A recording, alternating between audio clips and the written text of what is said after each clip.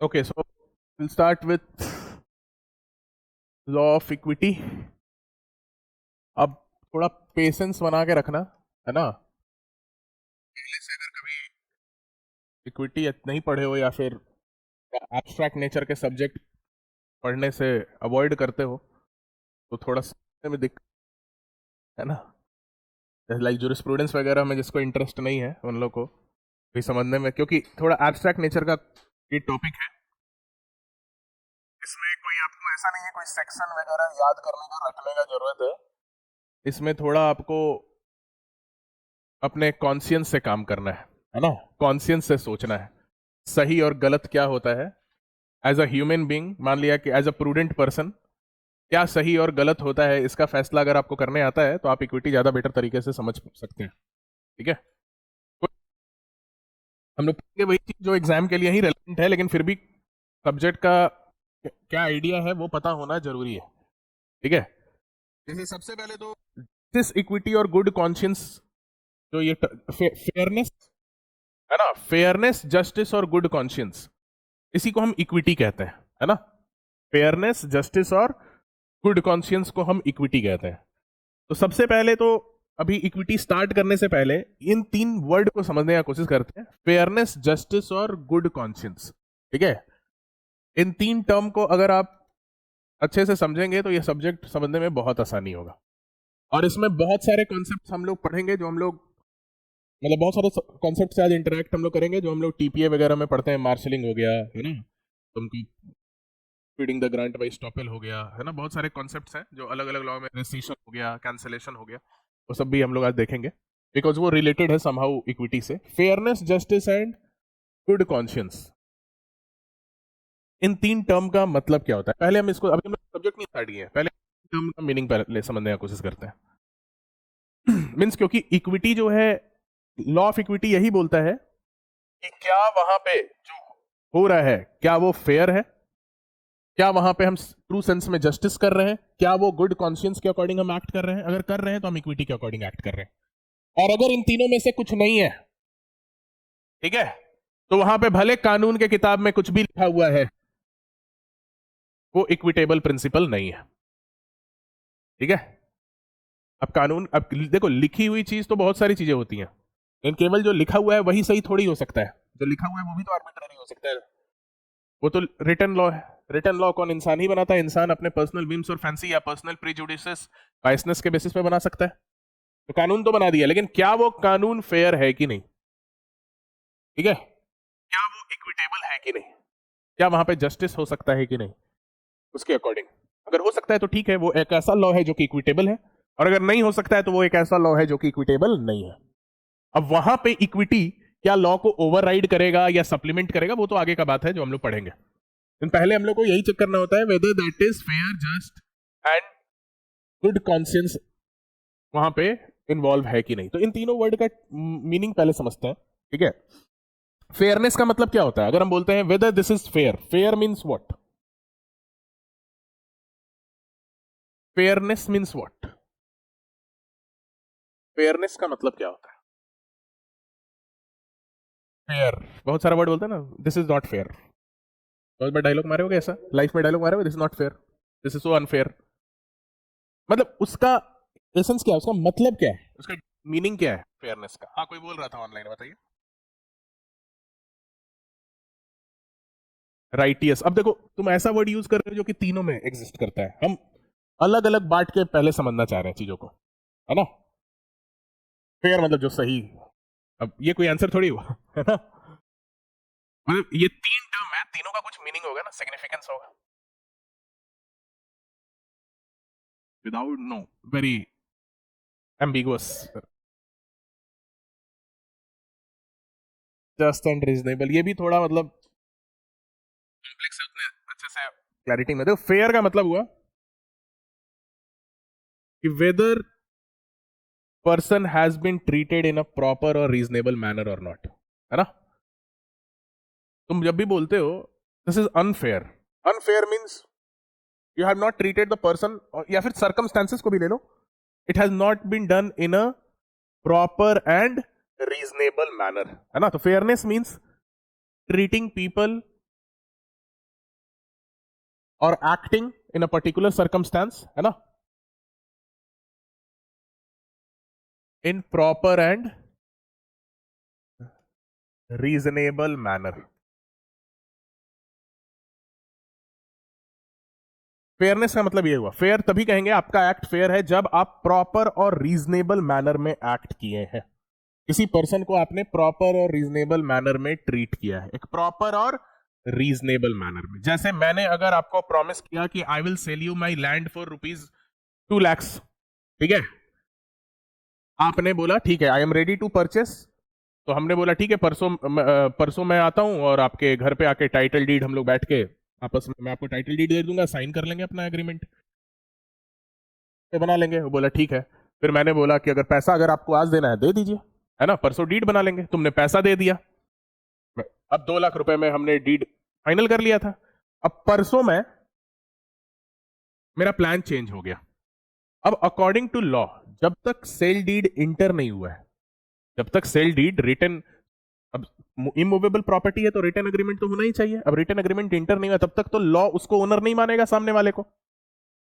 लेकिन क्या वहां पे फेयर वे में ट्रीट किया मैंने उसको? Whether I have treated that person in a reasonable and proper manner?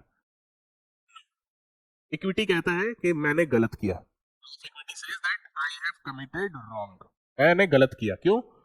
उसने, मैंने बोला 2 लाख में बेच रहा हूं, उसने बोला मैं ठीक है मैं खरीदने को तैयार हूं। मैंने बोला पेमेंट अभी कर दो अगर कर सकते हो तो, परसों आके डीड साइन कर लेंगे। उसने पेमेंट भी कर दिया, बट फिर भी मैंने नहीं उसको, अब लॉ के अकॉर्डिंग तो सेल हुआ नहीं, बट लॉ ऑफ इक्विटी बोलता है दिस इज अनफेयर। तो ऐसे सिचुएशन में कुछ कुछ इक्विटेबल प्रिंसिपल डेवलप किए गए हैं। अकॉर्डिंग टू लॉ तो मतलब सेल हुआ ही नहीं ना, अभी वो ओनर बना ही नहीं, बट इक्विटी तो बोलता है ना कि वहां पे वो सेल डीड जाके मुझे एंटर करना चाहिए था। ठीक है, आपको थोड़ा अपना मतलब लाइक जो राइटियसनेस है ना, उसको दिमाग में रखते हुए इस सब्जेक्ट को अप्रोच करना है ना। हाँ, जो एक पर्सन का एक आइडियल थॉट हो सकता है, सही और गलत का फैसला जो आप अपने कॉन्शियंस से कर सकते हैं, उसको दिमाग में रख के सब्जेक्ट को अप्रोच करेंगे तो इजीली समझ में आ जाए। ठीक है, थोड़ा मतलब फिलोसफर टाइप है ना, ज्ञानी टाइप, राइट। तो फेयरनेस का मतलब समझ में आया। दूसरा टर्म आपका है सर्कमस्टेंस में किसी भी पर्सन को रीजनेबल करना है। ठीक है, no one should suffer because of mere technicality. ठीक है, कि वहां सेल डीड इंटर नहीं हुआ तो उसको नहीं मिलेगा। भाई उसने पैसा वैसा सब दे दिया था, सामने वाले ने सामने वाले नहीं बोला था कि आज पैसा दे दो, उसने दे दिया था, समझ रहे हो? तो this is fairness. Justice, justice term का मतलब क्या हुआ? जस्टिस को अगर डिसाइड, अब देखो ये सब हम लॉ पढ़ते हैं हम लोग, लेकिन जस्टिस ही नहीं समझते हैं। जस्टिस को कैसे आप एक्सप्लेन करेंगे एक लाइन में? एक्सप्लेन नहीं, डिफाइन। हाँ बोलिए।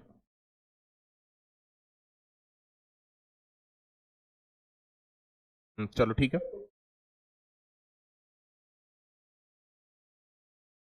यस वेरी गुड, ये भी सही है, ये यही है, एक्चुअल मीनिंग यही होता है। ठीक है, means giving a person what is due to him, rightfully due to him, है ना, गिविंग अ पर्सन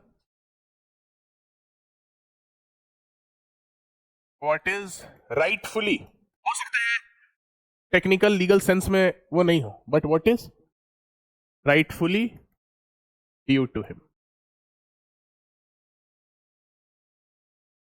तो हम कहते हैं कि दिस इज जस्टिस। ठीक है, मतलब कि equity is not concerned only with substance.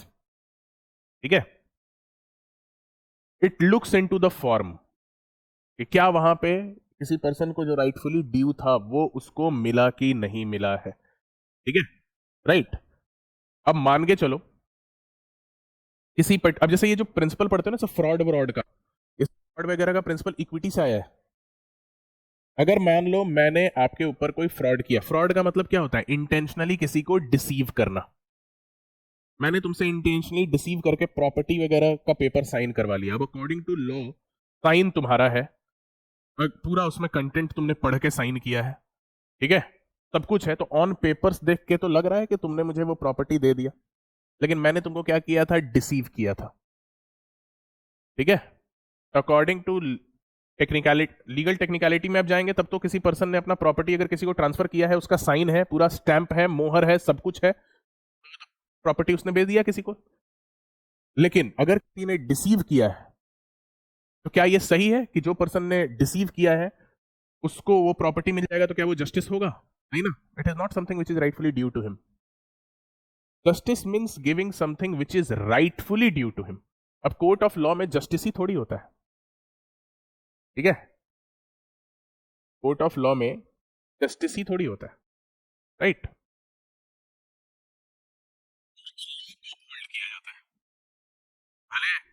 Court करने के लिए बना है, बट कोर्ट में मेनली क्या होता है, लॉ को हेल्ड किया जाता है। Justice is very abstract and justice is very difficult, मतलब कि हर केस में जस्टिस हो जाए।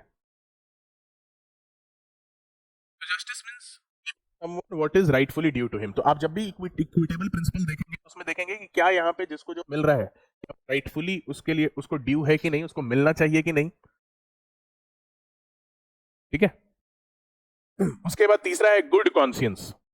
गुड कॉन्शियंस का मतलब है वही प्रूडेंट पर्सन वाला कॉन्सेप्ट है कि एक प्रूडेंट पर्सन के पॉइंट ऑफ व्यू से, एक ordinary prudent Morli right person के पॉइंट ऑफ व्यू से आप देखेंगे उस सर्कमस्टेंस में क्या करना चाहिए। गुड कॉन्शियंस, ठीक है? In a particular circumstances what an honest, reasonable and morally right person will do. And morally right person, ठीक है, जो पर्सन मोरली राइट है वुड डू, वुड फील और डू।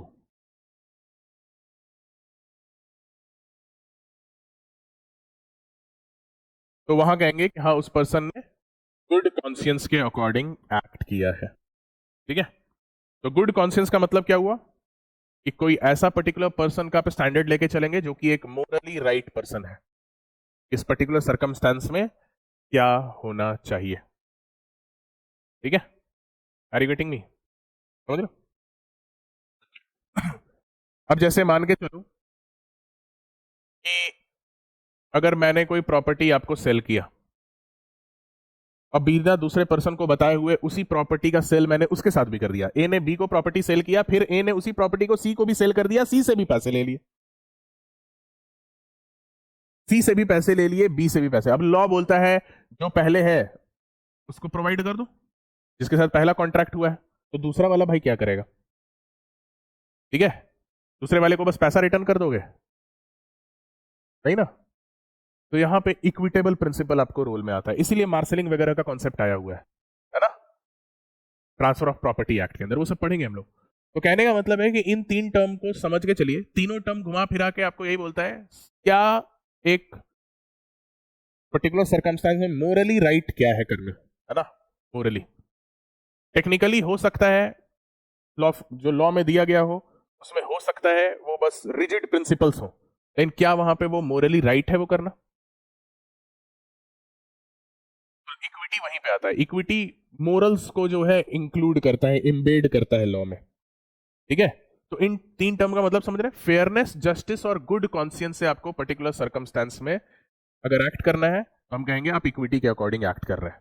सारे इक्विटेबल प्रिंसिपल इन्हीं तीन पे बेस्ड है, फेयरनेस, जस्टिस और गुड कॉन्शियंस पे। तो हम लोग इस सब्जेक्ट को स्टार्ट करते हैं, ठीक है? सबसे पहले अब जो एग्जाम स्पेसिफिक चीजें हैं उसी को पढ़ेंगे। मीनिंग अब बहुत कि आपको मतलब इस सब्जेक्ट को अप्रोच करते वक्त इस तरीके से नहीं देखना है कि हमको सेक्शन 1 देख लिए, 2 देख लिए, सेक्शन 35 देख लिए, इलेक्शन, डॉक्ट्रिन ऑफ इलेक्शन देख लिए, तो बस इससे इक्विटी हो गया। आपको थोड़ा मतलब समझना है वो सब इक्विटेबल प्रिंसिपल्स हैं, वो सब लॉ, एक रिजिड लॉ के प्रिंसिपल्स नहीं है, वो सब इक्विटेबल प्रिंसिपल्स हैं जो कि हमारे इंडियन लॉ में इंक्लूड किया गया है, क्योंकि हमारा जो इंडियन लॉ है वो डेवलप हुआ इक्विटेबल प्रिंसिपल के डेवलपमेंट के बाद।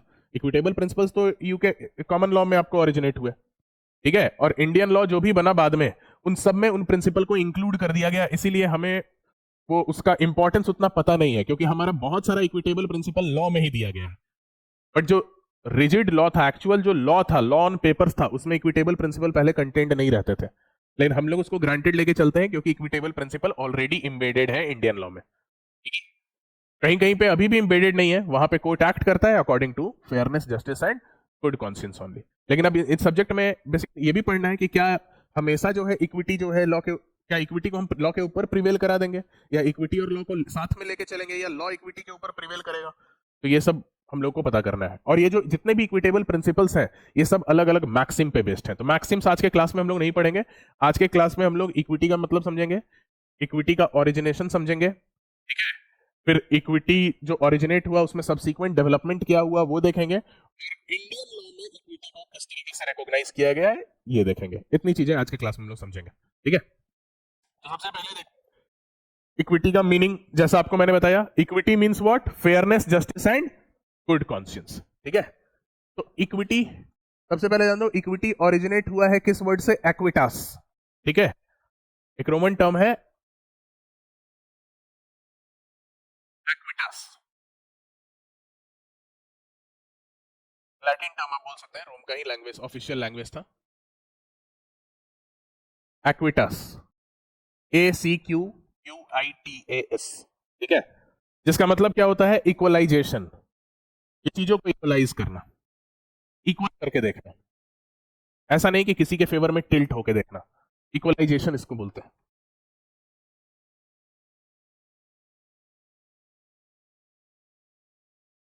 ठीक है। इक्विटी का मतलब क्या हुआ, फेयरनेस और गुड कॉन्शियंस, इक्विटी का मतलब ये होता है, fairness, justice and good conscience.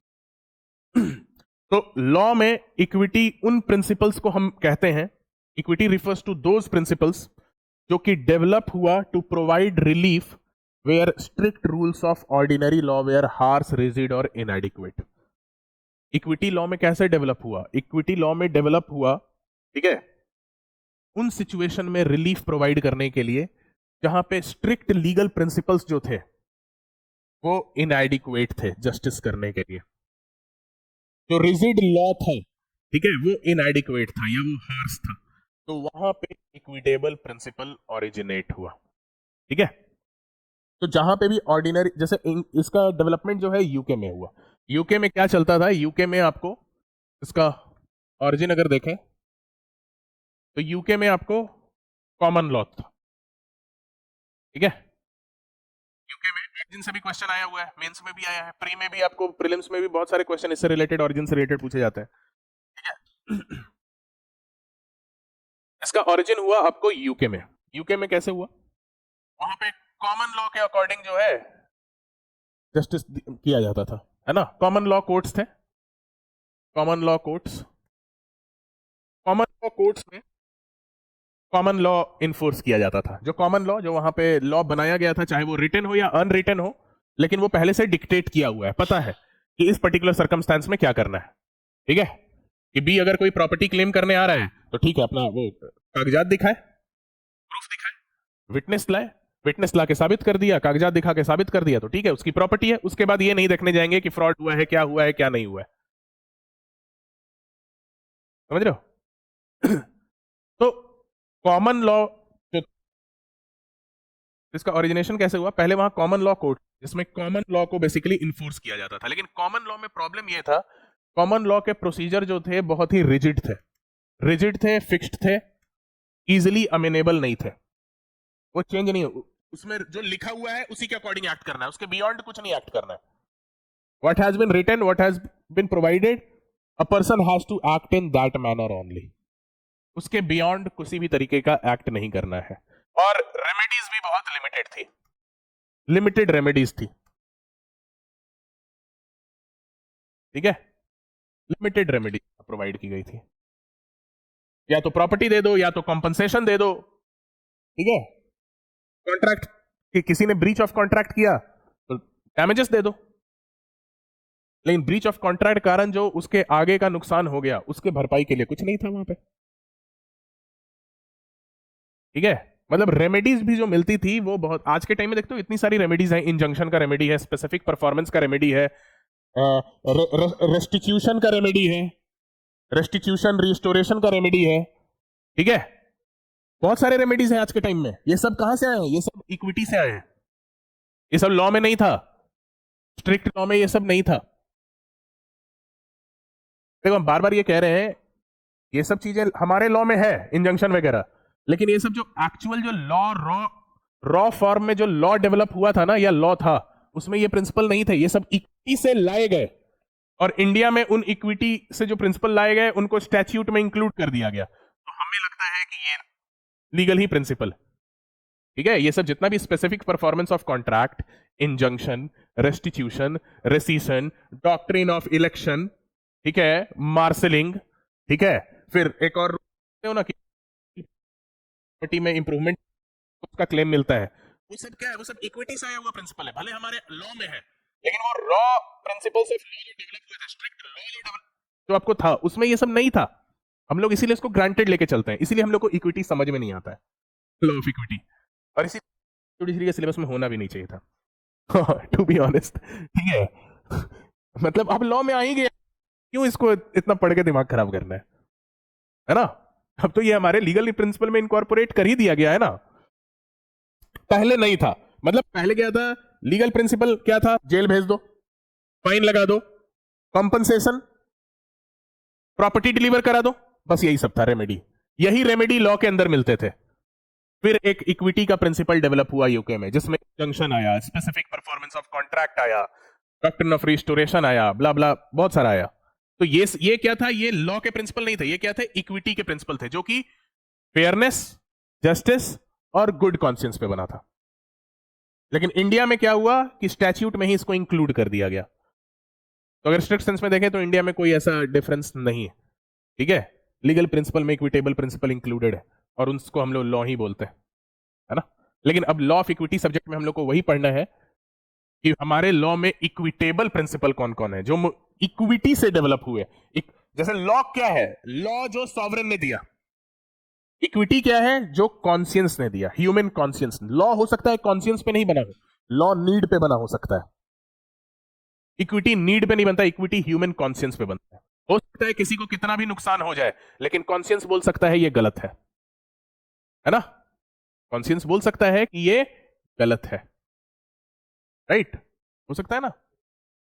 तो इक्विटी के अकॉर्डिंग जो प्रिंसिपल बने हैं वो ह्यूमन कॉन्शियंस से आ रहे हैं, ठीक है। हमें होता है पढ़ने में, क्योंकि आज सब कुछ एक दूसरे में मिक्स्ड है, एम्बेडेड है। तो इसका ऑरिजिन समझिए। तो ऑरिजिन क्या है, कॉमन लॉ में रेमेडीज बहुत लिमिटेड थे। कॉमन लॉ में जो लॉ में दिया गया है उसी के अकॉर्डिंग डिसाइड करना है, कोर्ट उसी के अकॉर्डिंग डिसाइड करती थी, ठीक है। तो इसके कारण क्या होता था, बहुत सारे लोगों को प्रॉपर रिलीफ नहीं मिल पाता था, प्रॉपर रिलीफ नहीं मिल पाता था। मान लो कि मैंने आप कॉन्ट्रैक्ट किया, ठीक है, कि मेरे घर में शादी है, आपको उस दिन जो है केटरिंग सर्विस प्रोवाइड करना है, फूड बन है ना, केटरिंग सर्विस आपको करना है, खाने वाने का पूरा बंदोबस्त आपको करना है। आप 3 दिन पहले हमको बताते हैं कि आप नहीं प्रोवाइड कर सकते हैं केटरिंग सर्विस। अब वो शादी का सीजन है, कोई और केटरर मिल भी नहीं रहा है आपको। अब कॉमन लॉ में क्या था, कॉमन लॉ बस बोलता था अगर वो कॉन्ट्रैक्ट पूरा नहीं कर रहा है तो ठीक है कॉम्पनसेशन देगा, हेवी कॉम्पनसेशन देगा, आपको ज्यादा नुकसान है तो ठीक है कॉम्पनसेशन दे दे, बहुत हेवी कॉम्पनसेशन लगाओ केटरर पे। लेकिन आपका जो बदतमीजी बेइज्जती 3 दिन बाद होने वाला है, शादी के दिन आपका किस तरीके से आप फूड सर्व कर पाएंगे, किस तरीके से गेस्ट को वेलकम कर पाएंगे, ठीक है। वो तो एक ऐसा प्रॉब्लम है जो कि मतलब बस कॉम्पनसेशन से तो रेमेडी नहीं मिल सकता ना। यहाँ पे कॉम्पनसेशन से आप उतना पैसा से 3 दिन के अंदर कोई और नया केटरर बुक भी नहीं कर पा रहे हैं, अवेलेबल ही नहीं है, बुक कहां से करेंगे। तो प्रॉपर रिलीफ तो मिला नहीं। तो ऐसे सिचुएशन में ह्यूमन कॉन्शियंस क्या बोलता है, प्रॉपर रिलीफ क्या होना चाहिए कि जो पर्सन कॉन्ट्रैक्ट को पूरा नहीं कर रहा है वो उस कॉन्ट्रैक्ट को पूरा करे, ये ह्यूमन कॉन्शियंस बोलता है। तो इसीलिए कौन सा रेमेडी डेवलप हुआ, स्पेसिफिक परफॉर्मेंस ऑफ कॉन्ट्रैक्ट। इसी तरीके से इंजंक्शन का हुआ। चलो इंजंक्शन का प्रिंसिपल क्या बोलता है, इंजंक्शन का प्रिंसिपल किसी को कोई काम करने से रिस्ट्रेन करता है, रिस्ट्रेन करता है। अब कॉमन लॉ में क्या था, है ना, जो स्ट्रिक्ट लॉ था उसके अकॉर्डिंग क्या था कि अगर मान लिया कि 2 लोगों के बीच में कोई इमूवेबल प्रॉपर्टी को लेकर डिस्प्यूट है, ठीक है, इमूवेबल प्रॉपर्टी को लेकर डिस्प्यूट है 2 भाइयों के बीच में, और एक भाई के पास पोजीशन है और उस इमूवेबल प्रॉपर्टी पे उनका एंसेस्ट्रल होम है, पुश्तैनी घर बना हुआ है ना। अब एक भाई जो है दूसरे के अगेंस्ट जो है क्लेम कर रहा है कि पार्टीशन के अकॉर्डिंग ये हिस्सा मेरे में आना चाहिए, वो बोलता है नहीं मेरे में आना चाहिए। अब इसको लेके कोर्ट में डिस्प्यूट चल रहा है, लेकिन दूसरे वाले के पास है। अब दूसरे वाले को लग रहा है कि वो केस हार जाएगा, तो वो क्या करता है, थोड़ा अपने तरफ से बदमाशी करने का सोचता है। वो क्या करता है, उस एंसेस्ट्रल बिल्डिंग को तोड़ने लगता है, क्योंकि पोजीशन तो उसी के पास था। अब कॉमन लॉ क्या बोलता है कि अगर कोई सामने वाला रॉन्गफुल एक्ट कर रहा है तो आपको डैमेजेस मिल जाएगा। तो जब वो पुश्तैनी घर टूट जाएगी, एंसेस्ट्रल होम टूट जाएगी, और मान लिया डिक्री दूसरे भाई के फेवर में आ गया, तो उसको क्या कॉम्पनसेशन देगा? वो तोड़ने के लिए भी कॉम्पनसेशन देगा, लेकिन उससे आपका जो इमोशनल जो अटैचमेंट था उस प्रॉपर्टी से, आप जो चाहते थे कि नहीं मेरा प्रॉपर्टी मिले तो मुझे एंसेस्ट्रल होम भी साथ में मिले, वो तो आपको नहीं मिला।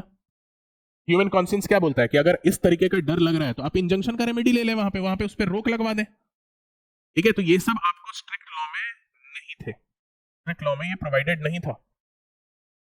दो लोगों के बीच में कोई डिस्प्यूट चल रहा है इमूवेबल प्रॉपर्टी को लेके, एग्रीकल्चरल लैंड है, अब वो सामने वाला पर्सन जो है उसको पता चल गया है कि वो केस हारने वाला है, तो वो क्या करता है, सॉइल का क्वालिटी डिग्रेड करने लगता है ना, ताकि सामने वाले को जब एग्रीकल्चरल लैंड मिले भी तो वो अच्छे से क्रॉप प्रोड्यूस ना कर पाए। इस बारे में दूसरे को पता चल गया। अब कोर्ट, कॉमन लॉ कोर्ट में जाता था, कॉमन लॉ कोर्ट कुछ नहीं कर पाता था, बोला कि अगर वो सॉइल को खराब करेगा, सॉइल की क्वालिटी को खराब करेगा, तुमको कॉम्पनसेशन दे देंगे। अब कॉम्पनसेशन तो दे दिए, बाद में केस हम जीत भी गए, लैंड भी हमको मिल गया, बट हम वहां पे कुछ कर ही नहीं पा रहे। ठीक है, तो फिर ह्यूमन कॉन्शियंस के अकॉर्डिंग वो जस्टिस तो नहीं हुआ ना। तो यहाँ पे क्या रेमेडी का, इंजंक्शन का रेमेडी एक डेवलप हुआ लॉ ऑफ इक्विटी में, समझ रहे हो? तो इस तरीके से कॉमन लॉ के अंदर जो कमियां थी उसको दूर करने के लिए इक्विटेबल प्रिंसिपल है। लेकिन ये इक्विटेबल प्रिंसिपल कहां से आए? अचानक से कहीं से प्रोड्यूस हो गया? आदमी के अंदर कॉन्शियंस डेवलप हो गया? किंग के अंदर कॉन्शियंस डेवलप हो गया? नहीं, किंग के पास इतना टाइम नहीं था कॉन्शियंस डेवलप करने के लिए। किंग को हमेशा मार काट के बारे में सोचना होता था, ठीक है, मिडीवल टाइम में, ठीक है, या लेट मॉडर्न पीरियड तक भी, है ना, अर्ली मॉडर्न पीरियड में, ठीक है।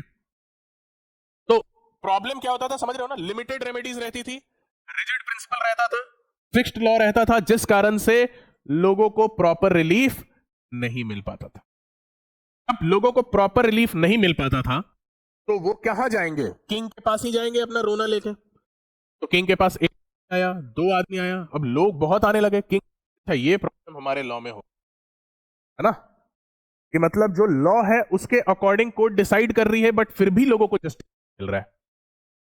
अब किंग के पास बहुत लोग पिटीशन लेके जाते थे कि यहाँ पे कॉम्पनसेशन तो मुझे मिल गया, बट फिर भी जो है मुझे प्रॉपर रिलीफ नहीं मिला। बहुत लोग बहुत तरह का अलग अलग सर्कमस्टेंसेस लेके जाते थे। किंग अब इससे परेशान हो गया। अब किंग जब परेशान हो गया, because king was the fountain of justice, ठीक है, तो किंग क्या करता था, वो सारे पिटीशंस को कि यहां पे प्रॉपर रिलीफ कैसे दिया जाए, लॉर्ड चांसलर को वो ट्रांसफर करने लगा, है ना। लॉर्ड चांसलर जो होते थे, ठीक है, ऑफिस किंग के दरबार में, ठीक है, किंग का ही जस्टिस सिस्टम का पार्ट था लॉर्ड चांसलर, उसको रेफर करने लगा कि सारा हमको यहाँ पे जाके अटैक करना है, मार करना है, वहां से वो जमीन हड़पना है, हमें वो सब सोचेंगे कि हम यही पिटीशन पढ़ते रहेंगे, लो ये देखो और कुछ यहाँ पे करो, यहाँ पे लॉ के अकॉर्डिंग जो है कर रहे हैं, बट फिर भी लोग जो ऐसे सिचुएशन में फिर भी इन्हें रिलीफ प्रॉपर नहीं मिल पा रहा है। तो लॉर्ड चांसलर को अब जो ये सब प्रॉब्लम आ रहा था, इसके कारण लोग क्या करते थे, पिटीशन डालते थे किंग को, ठीक है, और किंग के पास बहुत सारा काम था इसके अलावा, इसलिए वो रेफर कर देता था किसको, लॉर्ड चांसलर को। लॉर्ड चांसलर, और लॉर्ड चांसलर जो थे, क्योंकि वो लॉर्ड थे, ठीक है, कानून का बहुत ही गहरा अध्ययन रिसर्च हुआ है उन्होंने, किंग तो लॉ है उसी के अकॉर्डिंग डिसाइड करवाएगा। तो लॉर्ड चांसलर जो है फिर उन पिटीशंस को डिस्पोज करने का एक तरकीब खोजे। वो तरकीब क्या था, जस्टिस, यही फेयरनेस, जस्टिस और गुड कॉन्शियंस। तो उसके बाद लॉर्ड चांसलर जो है फेयरनेस, जस्टिस और गुड कॉन्शियंस के बेसिस पे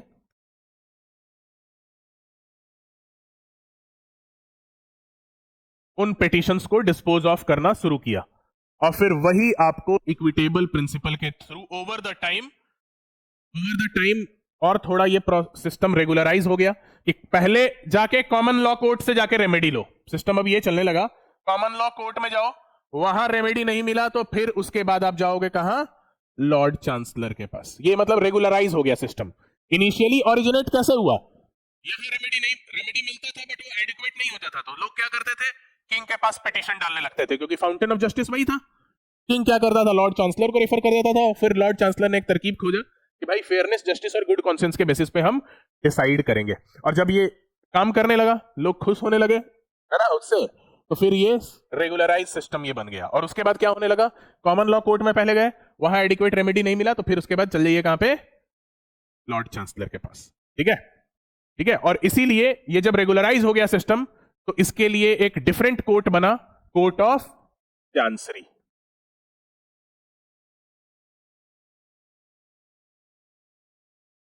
ठीक है, कोर्ट ऑफ चांसरी बना। तो अब यहां पे क्या है, दो कोर्ट आ गए, कॉमन लॉ कोर्ट और एक आ गया court of chancery. Common law court जो स्ट्रिक्ट प्रिंसिपल ऑफ लॉ है उसके अकॉर्डिंग डिसाइड कर रहे हैं, उसके बाद भी लोग खुश नहीं है, प्रॉपर रेमेडी नहीं मिला, ठीक है, प्रॉपर रिलीफ नहीं मिला, तो अब वो कहां जाएंगे, कोर्ट ऑफ चांसरी में जाएंगे वो रिलीफ लेने। ठीक है, और कोर्ट ऑफ चांसरी ने फिर जो है इसको डिसाइड करेगा on the basis of fairness, justice and good conscious. तो central idea of law of equity is कि where strict law gives no adequate remedy, equity steps in to do justice, है ना। स्ट्रिक्ट लॉ कोई remedy नहीं दे रहा, वहां पे equity entry मारता है जस्टिस करने के लिए। ठीक है, तो इस तरीके से इसका क्या हुआ, ऑरिजिन हुआ, और लेटर ऑन जुडिकेचर एक्ट के थ्रू इन दोनों कोर्ट को एक साथ मर्ज कर दिया गया। ठीक है, बाद में जुडिकेचर एक्ट के थ्रू, अभी उस पर भी आएंगे। तो यहां तक समझ में आया किस तरीके से ऑरिजिन हुआ। ऑरिजिन होने के बाद दो सेपरेट पैरेलल जस्टिस सिस्टम चलने लगे। ठीक है, एक जो था कॉमन लॉ कोर्ट था और एक था, वहां पे काम नहीं हुआ तो फिर आप जाएंगे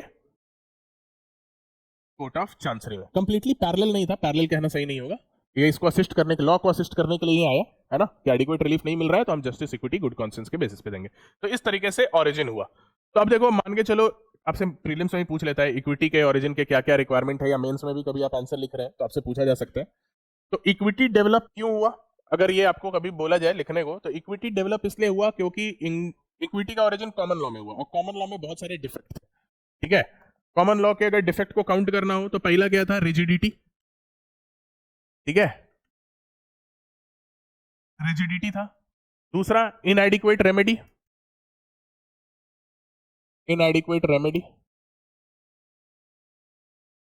तीसरा टेक्निकलिटी, चौथा no relief in certain cases, कुछ केसेस में तो रिलीफ ही नहीं मिलता था, कभी मिलता था तो वो इनएडिक्वेट रहता था, और कुछ केसेस में तो कोई रिलीफ ही नहीं था सर्टेन केसेस में। These were the reason for origination of equity. अब इन चारों पॉइंट को एक बार फिर से समझते हैं। रिजिडिटी है ना, रिजिडिटी का मतलब क्या है, लॉ बहुत रिजिड था, जिस तरीके से है वैसे ही अप्लाई करना है, तो उससे इनजस्टिस होता था, तो इसीलिए जस्टिस, इक्विटी, गुड कॉन्शियंस के बेसिस पे कैसा प्रिंसिपल डेवलप हुआ, specific performance of contract, injunction. ठीक है, ये लॉ के रिजिडिटी को थोड़ा कम किया। इनएडिक्वेट रेमेडी, ठीक है, इनएडिक्वेट रेमेडी अगर कभी मिलता भी था तो वो कैसा हो जाता था, रेमेडी मिलता था ज्यादातर किस फॉर्म में, डैमेजेस और कॉम्पनसेशन के फॉर्म में, बट वो कितने भी बहुत सारे सर्कमस्टांसेस में क्या रहता था, इनएडिक्वेट रहता था। अगर कोई पर्सन किसी को थ्रेटन कर रहा है, रोज के रोज कोई किसी को धमकी दे रहा है, कोर्ट क्या करती थी, कोर्ट वहां पे उस पर्टिकुलर पर्सन को या तो जेल में डाल देगी, ठीक है, वो क्या करता था कि वो उसको या तो जेल में डाल देगी, ठीक है, या उसके ऊपर कुछ कॉम्पनसेशन लगा देगी, लेकिन फ्यूचर में भी वो ना धमकाए, इससे वो नहीं रोक पाता था common law court. Court of chancery ने क्या किया, यहाँ पे इंजंक्शन का प्रिंसिपल डेवलप किया, ताकि उस पर्सन को रिस्ट्रेन किया जा सके, उसके ऊपर इंजंक्शन लगाया जा सके कि वो अब से थ्रेटन नहीं करेगा। ये ह्यूमन कॉन्सेंस पे बेस्ड है, ठीक है, राइट। तो इनएडिक्वेट रेमेडी था। तीसरा बहुत ज्यादा टेक्निकलिटी था। टेक्निकलिटी कहने का मतलब है कि आपको पेपर पे देखा जाएगा क्या सही है और क्या गलत, ठीक है, कि अगर ए के नाम पे कोई प्रॉपर्टी है तो वो ए की ही प्रॉपर्टी है, ठीक है। अब ट्रस्ट में क्या होता है, ट्रस्ट में ट्रस्टी के नाम पे प्रॉपर्टी होता है, लेकिन क्या वो ट्रस्टी का ही प्रॉपर्टी होता है, लीगल ओनरशिप तो ट्रस्टी को दिया हुआ है, लेकिन क्या वो ट्रस्टी का ही होता है, नहीं ना। तो ये सब टेक्निकलिटी को दूर करने के लिए लॉ ऑफ इक्विटी डेवलप हुआ। Trust is the most famous exploit of equity, Maitland का ये स्टेटमेंट है। इक्विटी, लॉ ऑफ इक्विटी के बेसिस पे अगर कोई पूरा का पूरा लॉ डेवलप हुआ है ना, तो वो लॉ ऑफ ट्रस्ट है। वो entire law he law of equity पे डेवलप हुआ है। एग्जाम में ये पूछा हुआ स्टेटमेंट भी है कि किसका ये स्टेटमेंट है कि of all the exploits of equity law of trust is the most important, ऐसे ही करके कुछ स्टेटमेंट है ना। कि जो भी इक्विटी ने लाया है उसमें सबसे इंपॉर्टेंट जो आपको कंट्रीब्यूशन है वो क्या है, लॉ ऑफ ट्रस्ट, क्योंकि वो इंटायर लॉ ही आपको लॉ ऑफ इक्विटी पे बेस्ड है। कल के क्लास में हम लोग डेफिनेशंस ऑब्जर्वेशंस जो फेमस जूरिस्ट के हैं वो भी देखेंगे, बिकॉज ये सब प्रीलिम्स में पूछता है बहुत, ठीक है। और फिर लास्ट है कोई कुछ केसेस में तो रिलीफ ही नहीं मिलता था, ठीक है, जैसे फ्रॉड के केसेस में कोई रिलीफ नहीं मिलता था कॉमन लॉ कोर्ट में, मिस्टेक के केसेस में कोई रिलीफ नहीं मिलता था कॉमन लॉ कोर्ट में, कोई किसी के ऊपर अनड्यू इन्फ्लुएंस एक्सरसाइज कर दिया उस पर कोई रिलीफ नहीं मिलता था कॉमन लॉ कोर्ट में। ये सब इक्विटेबल प्रिंसिपल है, ठीक है। तो बहुत सारे सिचुएशन में तो रिलीफ मिलता ही नहीं था, फ्रॉड, मिस्टेक, अनड्यू इन्फ्लुएंस, ऐसे सिचुएशन में मिलता ही नहीं था। अनड्यू इन्फ्लुएंस के सामने वाले ने मेरे विल को डोमिनेट किया, कोर्ट बस पेपर पे देखती थी, अच्छा तुमने ऐसा किया है ना, कॉमन लॉ कोर्ट उसी तरीके से लॉ को अप्लाई कर दी थी। तो इसीलिए आपको basically law of equity develop हुआ। कैसे ऑरिजिन हुआ ये देख लिए, कोर्ट ऑफ चांसरी तक कैसे आया। उसके बाद एक इंपॉर्टेंट सब्सिक्वेंट डेवलपमेंट होता है, जुडिकेचर एक्ट आता है, judicature act and their effect. ये भी एग्जामिनेशन पॉइंट ऑफ व्यू से इंपॉर्टेंट है, judicature acts and their effect.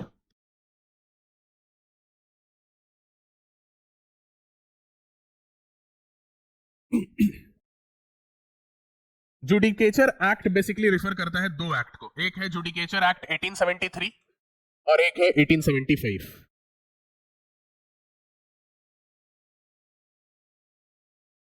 One is 1873 and one is 1875.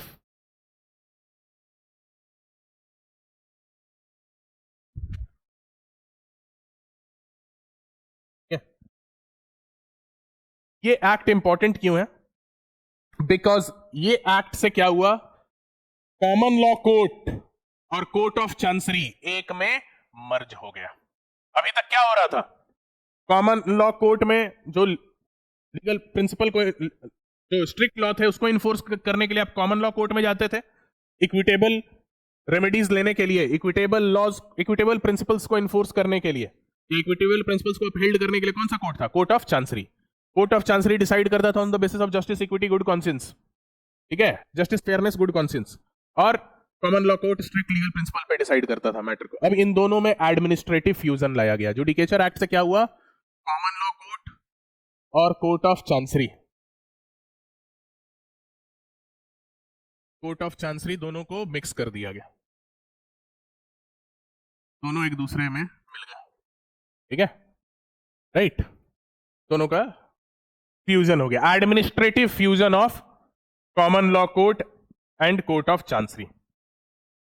मतलब सेपरेट जो कोर्ट ऑफ चांसरी का जो एग्जिस्टेंस था वो एंड हो गया, ठीक है, as a independent court of equity जो कोर्ट ऑफ चांसरी ऑपरेट करता था वो एंड हो गया, ठीक है, और उसको एब्जॉर्व कर लिया गया अब जो ऑलरेडी कॉमन लॉ कोर्ट चल रहे थे उसी में। और अब ये बोला गया कि अब एक ही कोर्ट लॉ को भी अपहोल्ड करेगा और इक्विटेबल प्रिंसिपल्स को भी अप्लाई करेगा, क्योंकि इससे क्या हो रहा था ना, बहुत जगह कंफ्यूजन हो जा रहा था, कंफ्लिक्ट हो जा रहा था, लीगल प्रिंसिपल कुछ रेमेडी देता था, इक्विटेबल प्रिंसिपल कुछ और रेमेडी देता था, दोनों में आ जाता था कंफ्लिक्ट। तो ये प्रॉब्लम ओवर द टाइम देखा गया, तो इसीलिए लेजिस्लेचर ने ये सोचा कि भाई अलग अलग आप अप्लाई कर रहे हैं तो इससे बहुत ज्यादा प्रॉब्लम हो रहा है, इक्विटेबल प्रिंसिपल भी बहुत इंपॉर्टेंट है, लीगल प्रिंसिपल भी इंपॉर्टेंट है, हर चीज आप कॉन्शियंस के बेसिस पे डिसाइड नहीं कर सकते हैं, इतने लोगों को आपको मैनेज करना है, इतने पॉपुलेशन के आपके नीड्स को आपको पूरा करना है, हर चीज आप कॉन्शियंस पे नहीं प्रैक्टिकलिटी पे भी डिसाइड करना हो सकता है।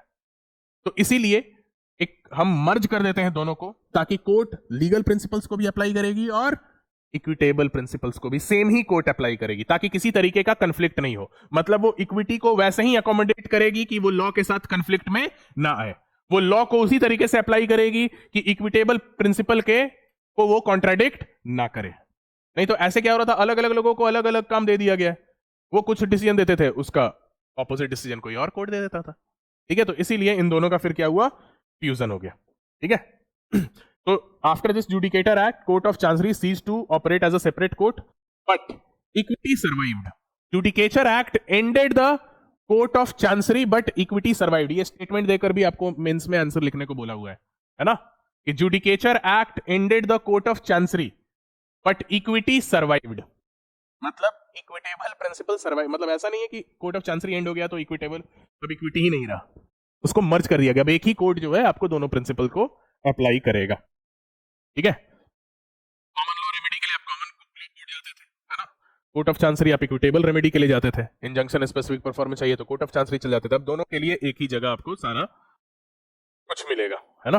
पर्पस बेसिकली जुडिकेचर एक्ट का था कि एक सिस्टम ऑफ कोर्ट हो, एक यूनिफाइड प्रोसीजर हो और एक ही कोर्ट दोनों लीगल और इक्विटेबल रेमेडीज को दे ताकि दोनों के बीच में कोई कंफ्लिक्ट ना हो।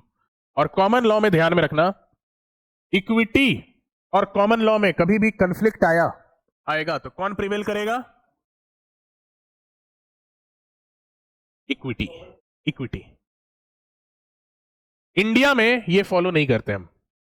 इंडिया में लॉ और इक्विटी में कभी भी कंफ्लिक्ट आता है तो क्या प्रिवेल करता है? लॉ।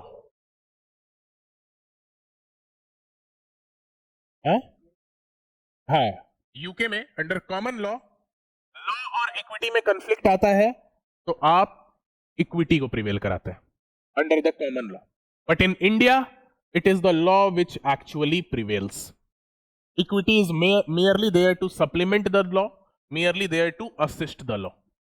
ठीक है, लॉ के ऊपर आप ह्यूमन कॉन्शियंस को प्रिवेल नहीं करा सकते हैं। ठीक है, क्योंकि ह्यूमन कॉन्शियंस बहुत ही सब्जेक्टिव होता है।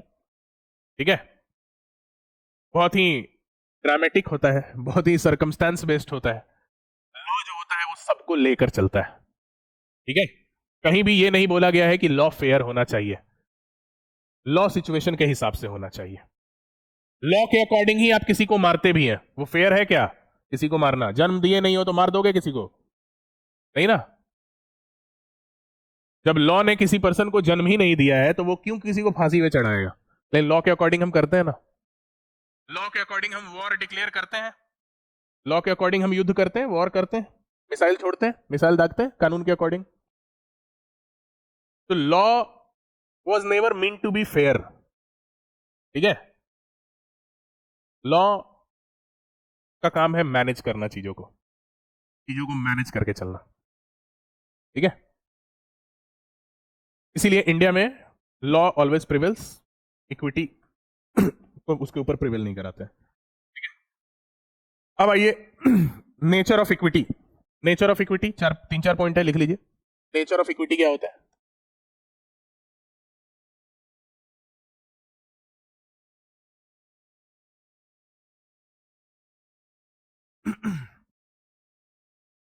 नेचर ऑफ इक्विटी जो हम लोग समझेंगे इंडियन कॉन्टेक्स्ट में ही इसको हम लोग लेके चलेंगे। ठीक है, पहला है equity is a supplement to law. ठीक है, equity is a supplement to law. Law को ये सप्लीमेंट करता है, means equity does not override the law. ठीक है, it supplement the law where ordinary rules are deficient. अब देखो कॉमन लॉ में कमी थी, आज के लॉ में कमी नहीं हो सकती है क्या? ठीक है, लॉ डायनामिक होना चाहिए, हमेशा टाइम के साथ कुछ ना कुछ लूपहोल निकल के आ ही जाता है। तो कहीं पर अगर लॉ ना ही यस बोल रहा है ना ही नो बोल रहा है तो वहां एंट्री क्या मारेगा? ह्यूमन कॉन्शियंस, वहां पे इक्विटी आएगा। तो इक्विटी वहां अप्लाई करना है जहां पे लॉ का कोई स्ट्रिक्ट प्रिंसिपल नहीं दिया हुआ है। ठीक है, कोई स्ट्रिक्ट प्रिंसिपल, कोई गाइडिंग प्रिंसिपल नहीं दिया हुआ है तो वहां पे इक्विटी गाइड करेगा कि वहां पे क्या होना चाहिए। In a particular circumstances what needs to be done will be decided according to the equity. ठीक है, ओके, मींस इसको आप ये भी कह सकते हैं, equity aids to the remedy instead of destroying legal rules. वो और रेमेडी ऐड करता है। जैसे हम मान के चलो स्पेसिफिक परफॉर्मेंस ऑफ कॉन्ट्रैक्ट ही है तो वो क्या है, डैमेज के साथ साथ specific performance of contract low. India में अब ऐसा होता है ना? इंडिया में ऐसा होता है कि नहीं? या तो डैमेज मिलेगा या स्पेसिफिक परफॉर्मेंस मिलेगा या एडिशन में मिलेगा, बताइए। मान लो कॉन्ट्रैक्ट किसी ने पूरा नहीं किया, कॉन्ट्रैक्ट किसी ने पूरा नहीं किया, ठीक है, डैमेज और स्पेसिफिक परफॉर्मेंस ऑफ कॉन्ट्रैक्ट दो रेमेडी है, दोनों ऑल्टरनेटिव है या डैमेज एडिशन में मांग सकते हैं स्पेसिफिक परफॉर्मेंस ऑफ कॉन्ट्रैक्ट का?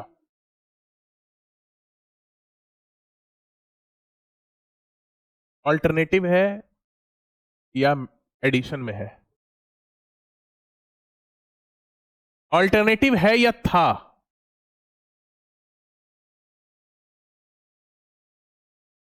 था, अल्टरनेटिव था। अमेंडमेंट हुआ है ना 2018 में स्पेसिफिक रिलीफ एक्ट में। अब देखो इक्विटेबल प्रिंसिपल के बेसिस पे लॉ में चेंजेस भी लाया गया। पहले क्या था, या तो डैमेज लो नहीं तो स्पेसिफिक परफॉर्मेंस ऑफ कॉन्ट्रैक्ट लो। लेकिन फेयरनेस ये बोलता है कि सामने वाले ने ब्रीच ऑफ कॉन्ट्रैक्ट किया है तो हमको बस स्पेसिफिक परफॉर्मेंस ऑफ कॉन्ट्रैक्ट कर दिया, लेकिन बीच में जो हमको उतना नुकसान हुआ उसका क्या? या फिर हमको डैमेज दे दिया तो स्पेसिफिक परफॉर्मेंस ऑफ कॉन्ट्रैक्ट अब वो नहीं करे, डैमेज से क्या मेरा पूरा जितना नुकसान हुआ है भरपाई हो जाएगा? तो इसीलिए इक्विटेबल प्रिंसिपल के बेसिस पे उस रूल को चेंज कर दिया गया। इक्विटी लॉ में चेंज भी लेके आ सकता है अगर कोई लॉ डिफिशिएंट निकला तो। इक्विटी लॉ में चेंज भी लेके आ सकता है अगर कोई लॉ डिफिशिएंट निकला तो। स्पेसिफिक रिलीफ एक्ट में 2018 से अमेंडमेंट करके हमने बोल दिया कि डैमेजेस मिलेगा in addition to specific performance of contract. Section 20 में है ना ये बात शायद, I am not sure, I think जहां तक याद है हमको, देख लेना बेयर एक्ट में 20 में है डैमेजेस इन एडिशन टू। तो ये 2018 से अमेंडमेंट आया, तो जहां पर भी कोई लीगल प्रिंसिपल डिफिशिएंट पड़ गया, लॉ डिफिशिएंट पड़ गया, वहां पे इक्विटी से हम उसमें कुछ चेंजेस भी ला सकते हैं। इक्विटी मतलब फेयरनेस, जस्टिस और कॉन्शियंस, ठीक है। दूसरा, equity is based on conscience. अब ये सब बताने की जरूरत नहीं है, कब से हम यही सब बात कर रहे हैं, है ना। Equity is based on conscience. ये जब भी एग्जाम वगैरह में अगर मेंस में पेपर लिए हो तो लिखने वक्त इन सबको एग्जांपल से आप एक्सप्लेन करेंगे, ठीक है।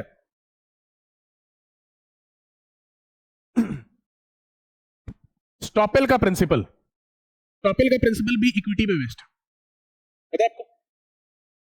स्ट्रिक्ट लॉ में ये प्रिंसिपल नहीं था, पीकर्ड वर्सेस सीयर्स में ये डेवलप किया गया। ये इक्विटेबल प्रिंसिपल है ना। स्टॉपेल जो है फेयरनेस, जस्टिस और ह्यूमन गुड कॉन्शियंस पे बेस्ड है। स्ट्रिक्ट लॉ के अंदर ऐसा नहीं था। स्टॉपेल बोलता है कि आपने कोई रिप्रेजेंटेशन दिया, अब आप उससे मुकर नहीं सकते हैं, सामने वाले ने पोजीशन अल्टर कर दिया। तो पहले क्या था कि सामने वाले ने बस उसे डैमेजेस दीजिए, कॉम्पनसेशन लीजिए। लेकिन स्टॉपेल बोलता है आप मुकर ही नहीं सकते, आप वापस जा ही नहीं सकते हैं, आपने जो प्रॉमिस किया था पूरा कीजिए, आपने जो रिप्रेजेंटेशन दिया था वो पूरा कीजिए। किसी को आपने रिप्रेजेंट कर दिया कि भाई आपकी प्रॉपर्टी है और उसने सामने वाले से आप पैसा भी ले लिए और बाद में आप बोल रहे हैं कि कॉन्ट्रैक्ट को वॉइड करो, पैसा वापस ले लो, काम नहीं चलेगा। आपको वो प्रॉपर्टी भी देनी पड़ेगी अगर बाद में वो प्रॉपर्टी आपको मिल गई तो। Reading the grant bye estoppel में ऐसा ही होता है। स्टॉपेल का प्रिंसिपल भी क्या है, इक्विटी बेस्ड है। ये सब इक्विटेबल प्रिंसिपल है जो आपको अलग अलग लॉज में इनकॉर्पोरेट किए गए, ठीक है। ये सब इक्विटी से ओरिजिनेट हुए हैं, जस्टिस, फेयरनेस और गुड कॉन्शियंस, ठीक है। तो equity is based on conscience. ये सब एग्जांपल दे सकते हो स्टॉपेल वगैरह ये सब का जो कॉन्शियंस बेस्ड है, ठीक है। तीसरा, equity recognises equitable rights and remedies.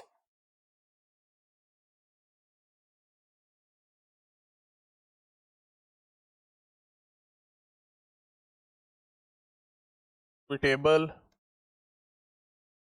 Rights and remedies. अब इसमें सारा एग्जांपल दे देना।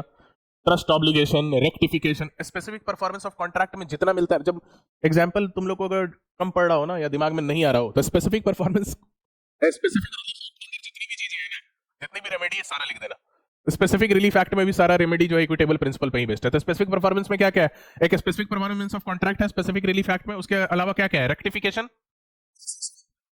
कैंसिलेशन, डिक्लेरेशन, इंजंक्शन, जितना भी स्पेसिफिक रिलीफ एक्ट के अंदर जो रेमेडी है सब इक्विटेबल ही रेमेडीज है ना। तो equity recognises equitable rights and remedies.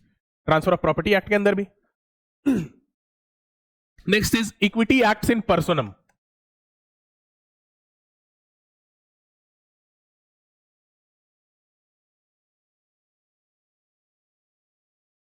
Equity acts in personam, ठीक है। मतलब ये ऐसा नहीं है कि इक्विटेबल प्रिंसिपल जो है वर्ल्ड एट लार्ज के अगेंस्ट इन्फोर्स कर देंगे, क्योंकि इक्विटी किस पे बेस्ड होता है, फेयरनेस, जस्टिस और गुड कॉन्शियंस पे। फेयरनेस, जस्टिस और गुड कॉन्शियंस पर्टिकुलर सर्कमस्टेंस पे ही अप्लाई करता है, क्योंकि हर सर्कमस्टेंस में क्या फेयर होगा उसका कोई ऑब्जेक्टिव क्राइटेरिया नहीं हो सकता है। समझ रहे हो, तुम्हारे लिए जो फेयर होगा, तुम्हारे सिचुएशन में जो जस्टिस होगा या गुड कॉन्शियंस के अकॉर्डिंग तुम्हारे सिचुएशन में जो एक्ट किया जाएगा वो दूसरे में अप्लाई नहीं कर सकता है। 3 ईयर प्रैक्टिस जिसका हो चुका है उनके लिए फेयर कुछ और होगा। 3 ईयर प्रैक्टिस जिसका नहीं हुआ है उसके लिए फेयर कुछ और होगा। समझ रहे हो? सिंपल एग्जाम्पल है, ठीक है? दोनों के लिए फेयरनेस अलग है, राइट? ऑब्जेक्टिव क्राइटेरिया नहीं हो सकता है, इसीलिए equity always acts in personam. Are you getting?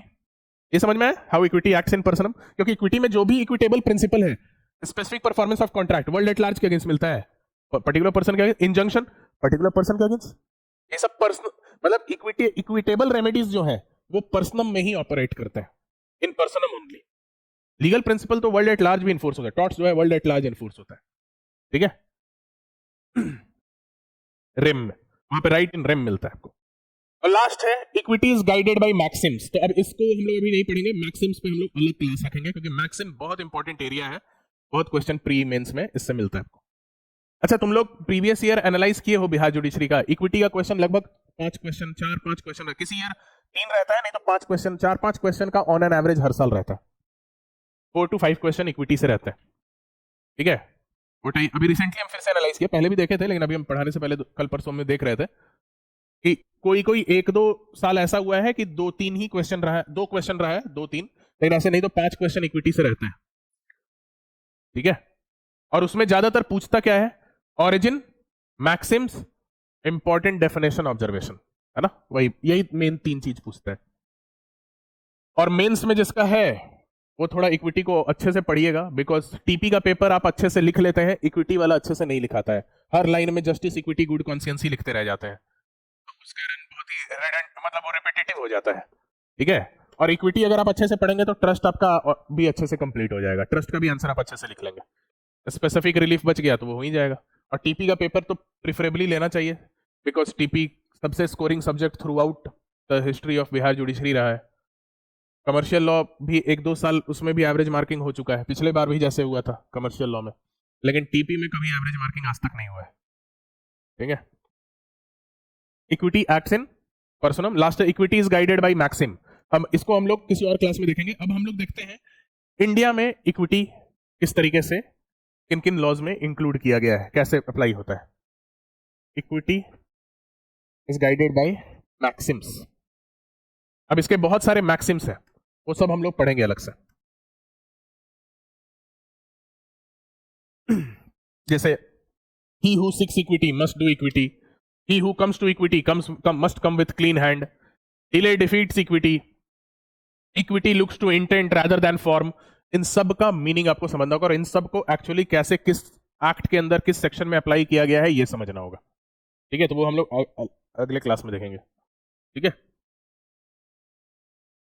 ठीक है, इक्विटी को ये मत समझना कि इक्विटी कोई आर्बिट्ररी जस्टिस है। इक्विटी जो है वो स्ट्रक्चर्ड बॉडी ऑफ प्रिंसिपल है ना, जो कि जस्टिस, मोरालिटी, फेयरनेस पे बेस्ड है।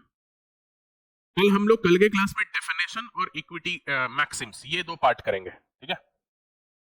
अब ये इक्विटी इन इंडिया, है ना, इंडिया में इक्विटी कैसे अप्लाई होता है।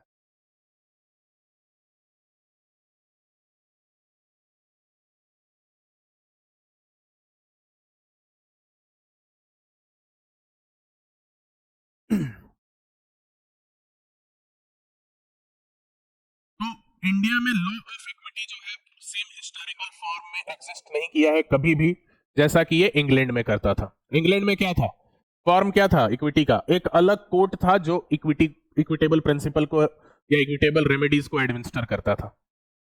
इंडिया में इस तरीके का कभी जो है फॉर्म इक्विटी का एग्जिस्ट ही नहीं किया है। India never had a separate court to enforce equitable principle, ठीक है? इंडिया में इक्विटेबल प्रिंसिपल को कैसे एडमिनिस्टर किया जाता है? इक्विटेबल प्रिंसिपल को एडमिनिस्टर किया जाता है थ्रू ये प्रेफरेंस के ऑर्डर में हम बता रहे हैं। इक्विटेबल प्रिंसिपल को इंडिया में स्टैट्यूट के थ्रू ही इन्फोर्स किया जाता है। अगर स्टैट्यूट में कोई कंफ्यूजन है तो फिर वहां क्या आता है? स्टैट्यूट के इंटरप्रिटेशन में कोई कंफ्यूजन है तो क्या आता है? जुडिशियल डिसीजन, ठीक है? और कहीं पर लॉ में अगर वैक्यूम है, क्या है? जुडिशियल डिसीजन या डॉक्ट्रिन्स बोल सकते हैं, और लॉ में कहीं पे वैक्यूम है, तब वहां पे क्या आता है? जो इक्विटी का एक्चुअल मीनिंग क्या था? Justice, fairness, justice, good conscience. इस ऑर्डर में हम इक्विटी इंडिया में एक्सेप्ट करते हैं। पहले स्टैच्यूट में जाएंगे, वहीं पे आपका इक्विटेबल प्रिंसिपल मिल गया है। ज्यादा जस्टिस और फेयरनेस मत बात कीजिए, है ना। हम लोग जितना लॉ बनाए हैं सब अच्छा फेयर और जस्टिस को ध्यान में रख के बनाए हैं। तो पहले जाके स्टैच्यूट देखो, उसमें कोई प्रॉब्लम हो रहा है कोर्ट इंटरप्रेट कर देगा, कोई डॉक्ट्रिन बना देगा, कोई प्रिंसिपल डेवलप कर देगा। और लॉ में कहीं पे वैक्यूम है, किसी चीज के बारे में कुछ बताया ही नहीं गया, या लॉ डिफिशियंट है, तो वहां पे क्या आएगा फिर? Fairness, justice and good conscience. ठीक है, तो इंडिया में थोड़ा मॉडिफाइड वे में लॉ ऑफ इक्विटी जो है आपको ऑपरेट करता है और अप्लाई करता है, थोड़ा सा इसको जो है मॉडिफिकेशन किया हुआ है। ठीक है, इसी ऑर्डर में जो है इंडिया में लॉ ऑफ इक्विटी को एक्सेप्ट किया जाता है। ठीक है, ऐसा नहीं कि मतलब आप लॉ के ऊपर, स्टैट्यूट के ऊपर इक्विटी को रख देंगे, नहीं रख सकते। ठीक है, ओके। तो इंडिया में इंटीग्रल पार्ट है ये इंडियन लॉ का, है ना। ऐसा नहीं कि कोई सेपरेट सिस्टम ऑफ लॉ है, it is an integral part in India. ठीक है, law of equity is integral part of Indian justice system.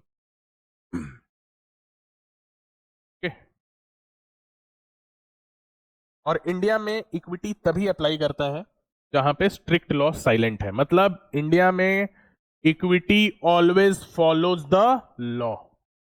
In India equity always follows the law. इसका मतलब क्या हुआ?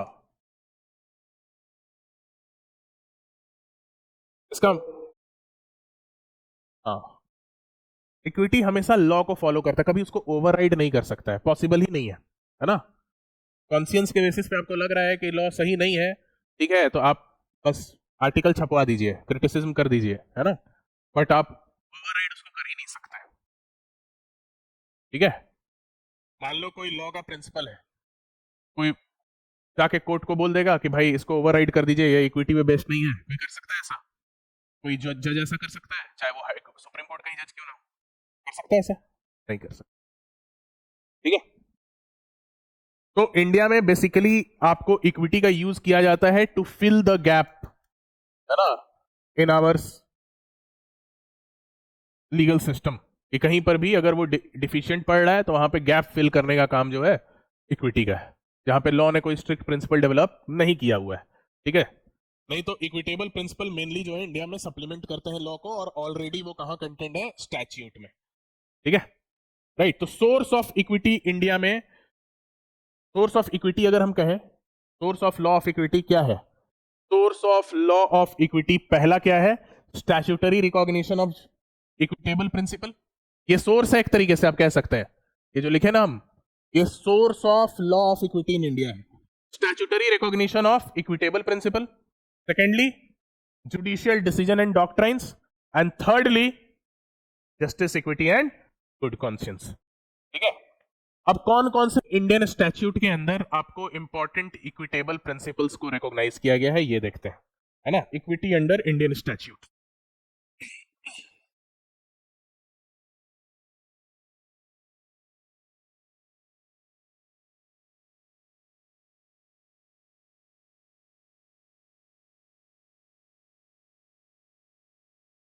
सबसे पहले तो वैसे लॉज देख लेते हैं जो कि पूरा का पूरा लगभग इक्विटी पे ही बेस्ड है। आपका इंडियन ट्रस्ट एक्ट, ठीक है, इंडियन ट्रस्ट एक्ट, है ना, entirely it is based on equity. ठीक है, फिर आपका स्पेसिफिक रिलीफ एक्ट भी, शुरू के एक आध प्रोविजन को अगर छोड़ दिया जाए तो स्पेसिफिक रिलीफ एक्ट के अंदर भी जो आपको रिलीफ मिलता है वो सारा इक्विटेबल ही रिलीफ है। स्पेसिफिक रिलीफ एक्ट के अंदर आपको क्या आ गया? Specific performance of contract.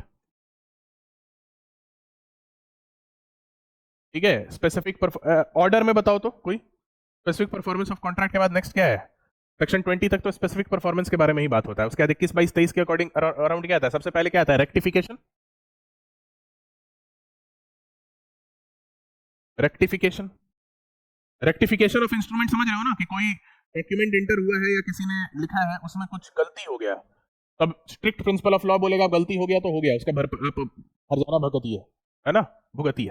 ठीक है, लेकिन यहां पे क्या है, इक्विटी बोलता है नहीं, उसको करेक्ट करने का मौका दो, उसको रेक्टिफाई करने का मौका दो। तो ये क्या है, ह्यूमन कॉन्शियस पे बेस्ड, ठीक है। Rescission, rescission of contract, rescission of contract का मतलब क्या हुआ, कॉन्ट्रैक्ट को रेसिंड कर देना, कॉन्ट्रैक्ट को रेसिंड कर देना। अनड्यू एडवांटेज किसी का उठाया गया है, वैसे सिचुएशन में उस पर्सन के पास राइट है कि भाई हम क्यों कॉन्ट्रैक्ट पूरा करें और बाद में जाके डैमेजेस लें, हम रेसिंड कर दें। सामने वाले ने अनफेयर एक्ट किया है तो मुझे पहले ही उस कॉन्ट्रैक्ट को एंड करने का ये मिल जाए। स्ट्रिक्ट प्रिंसिपल ऑफ लॉ क्या बोलता है, कॉन्ट्रैक्ट एक बार इंटर हो गया है ना, दोनों लोग जो है कॉन्ट्रैक्ट इंटर कर गए, कंसीडरेशन है, तब उस कॉन्ट्रैक्ट को पूरा करना है। सामने वाला जब अनफेयर वे में एक्ट कर रहा है तो मुझे रेसिंड करने का राइट मिलना चाहिए, ये इक्विटेबल प्रिंसिपल है। लेकिन ये ऑलरेडी हमारे स्टैट्यूट्स में इनकॉर्पोरेटेड है, ठीक है। फिर आपका कैंसलेशन, डिक्लेरेशन, ये सारा कुछ जो है, इंजंक्शन,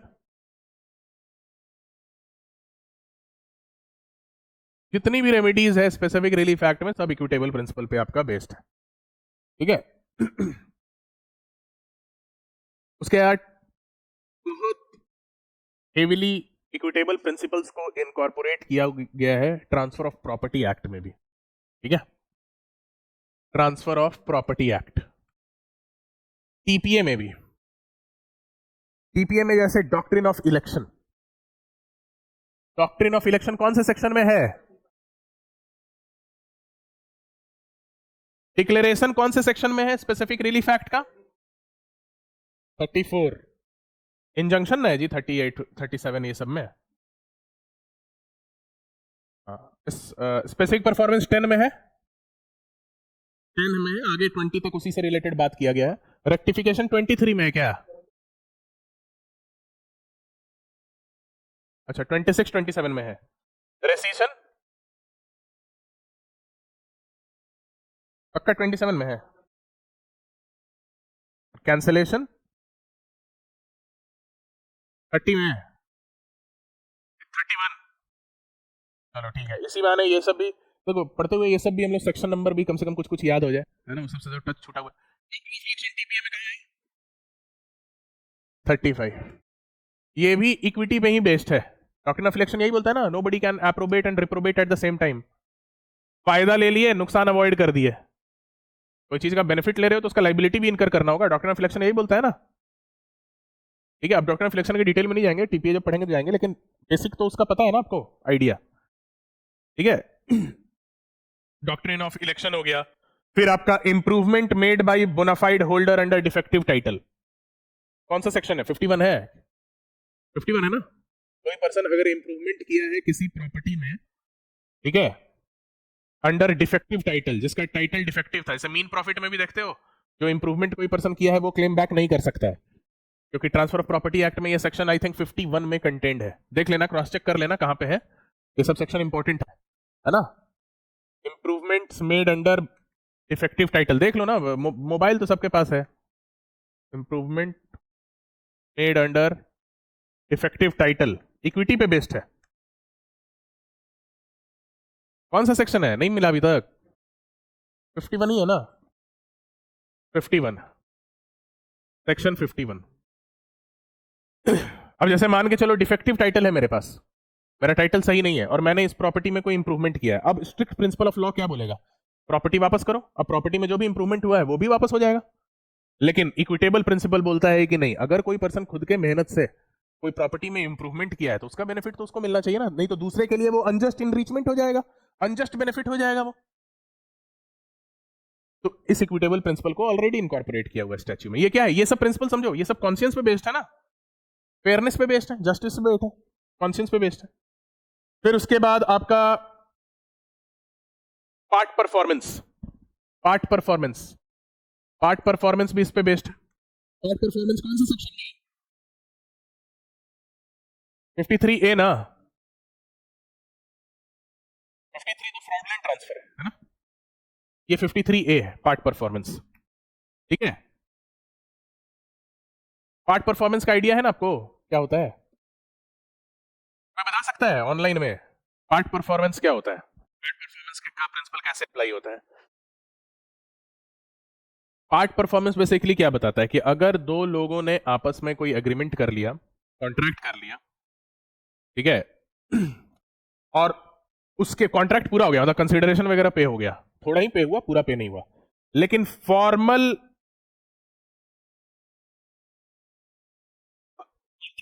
फॉर्मेलिटी है वो सब कुछ पूरा नहीं हुआ है, कुछ चीजें अभी बची हुई हैं।